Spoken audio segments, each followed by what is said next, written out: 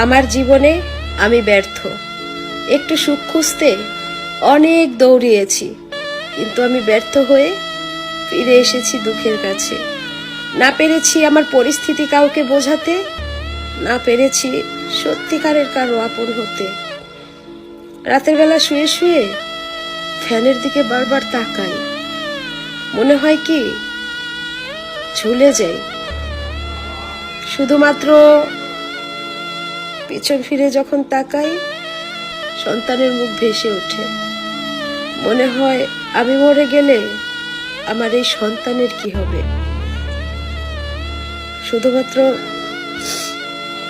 এই জন্য কিছু করতে পারছি না।